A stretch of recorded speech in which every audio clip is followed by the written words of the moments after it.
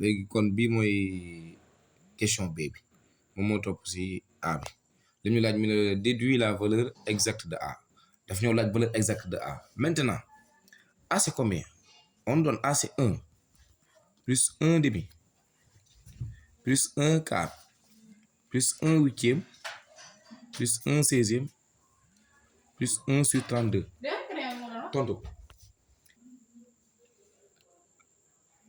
léegi lii mooy A c'est 1 plus 1 demi plus 1 quart plus 1 huitième plus 1 seizième plus 1 sur 32 léegi li ñu laaj moo nekk nii d'abord comme que déduit la wax te déduit toujours xamee nañ jëlee nañ si ne question précédent ngay jaar kon forcément dañuy jaar question précédent lu ñu amoon on avait démontré que x à la puissance 6 moins 1 égale à x moins 1 facteur de x à la puissance 5 plus x à la puissance 4 plus x au cube plus x au carré plus x plus 1 n'est-ce pas mais da ngay xool bu baax a bii nii lan la correspondre fii xam nga a correspondre ak lii ndax lii dafa gàtt ñaari élément la a correspondre ak lii dafa gàtt ñaari élément la mais a lii lay correspondre ndax lu tax a ñaata élément la 1 2 3 4 5 6 ici on a 1 2 3 4 5 6 kon lii mooy a mais fii ay inconnu x la mais fii dañoo jox ay réel moo tax ñu laaj la valeur exacte donc qu'est-ce qu'on fait da ngay bindaat a beneen manière da nga naan a donc égal parce que fii ay carré un cube yooyu ñoo fi nekk da nga naan 1 plus 1 demi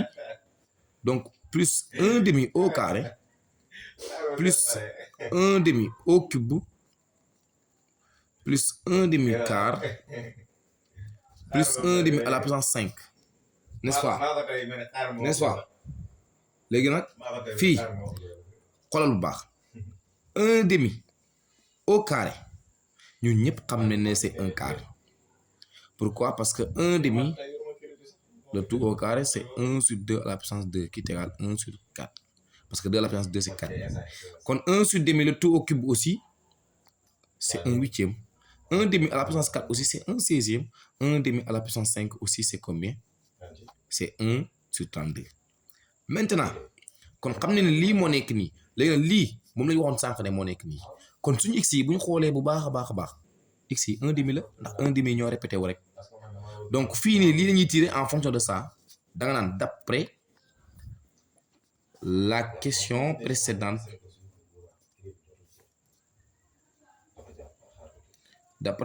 précédente on avait x à la puissance 6 moins 1 égale x moins 1 facteur x à la puissance 5 plus x à la puissance 4 plus x au cube plus x au carré plus x plus 1 kon lii la ñuy tirer ndax loolu la ñu wax ne mooy a donc on a x à la puissance 5 plus x à la puissance 4 plus x au cube plus x au carré plus x égale léegi égal à ça c'est x à la puissance 6 moins 1 kon x moins 1 moo fi des mais boo xoolee x moins 1 produit de ça la te waxoon nañ ne toujours bu ñuy transposer produit donc on divise donc on a sur x moins 1 merci maintenant comme que léegi fii nii dañoo am x à la puissance 6 moins 1 sur x moins 1 te tout à l'heure on avait dit que boo xoolee bu baax si a bii di nga xam ne kon x1 la ndax da nga am 1 baa ngi nii x1 demi nga am fii nii x au carré 1 demi au carré x au cube 1 demi au cube x à la puissance 4 1 demi à la puissance 4 x à la puissance 5 1 demi à la puissance 5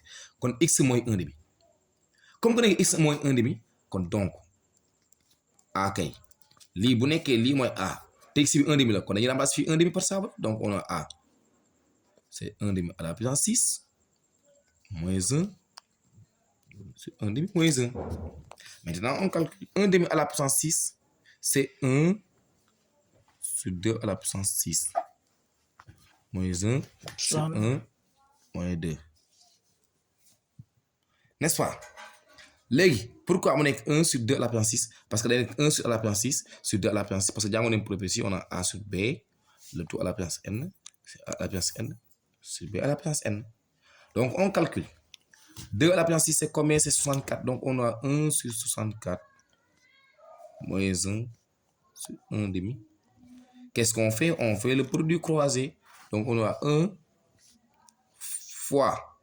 Le dérivatif de 1, c'est 1. Donc, 1 fois 1, c'est 1. Moins 1 fois 64. 1 fois 64, c'est combien? C'est 64 sur 60. Divisé par 1 fois le dérivatif de 1, c'est 1. Moins 1 fois 2, c'est moins 2. C'est 2. Sur 2 fois 1, c'est 2. On calcule 1 moins 63, c'est 1 moins 64, c'est moins 63. sur 64 divisé par 1 moins 2, c'est moins 1 sur 2. Maintenant, si on calcule, qu'est-ce qu'on trouve? On aura donc, si on calcule, donc on aura A égale, donc on avait ici moins 63 sur 64 divisé par moins 1 demi, donc on multiplie par l'inverse du dérivateur. Donc on aura ici moins 63 sur 64 multiplié par moins 2 sur 1. Si on calcule, on aura moins fois moins, c'est plus. Donc on aura 63 fois 2 sur 64. Or 63 fois 2, c'est 126